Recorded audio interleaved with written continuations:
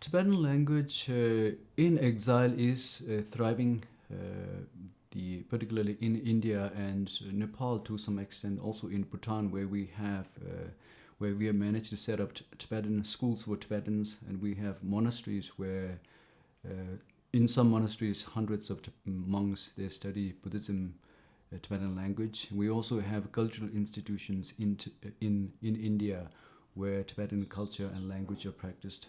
But within China, that is Tibet under China, the language is under grave danger because see, you can look at the occupation of Tibet by China in three different categories, starting from 1959 till 1970s, maybe late 1970s, 78, 79, when there was a complete destruction of the language, initial invasion, and then the Cultural Revolution starting from 1966 to 1976.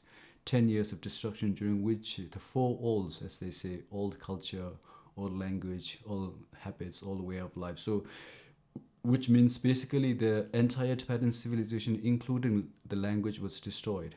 But then we have brief relaxation in policy starting in the 1980s, during which Tibetans were at least able to revive some of the destruction that took place, both in terms of the physical infrastructure, in terms of monasteries, and also the language itself. So revival took place for about 30 years or so in Tibet.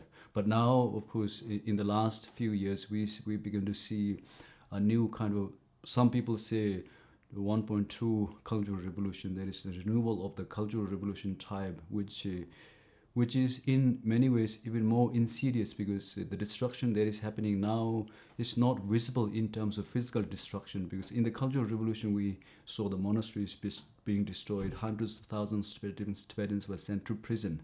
But now there is the state policies where the Tibetan schools were banned, and all the Tibetans, basically Tibetan children, are sent into forced residential schools, like that happened in Canada and United States, where native people were herded into these residential schools where English were forcefully taught.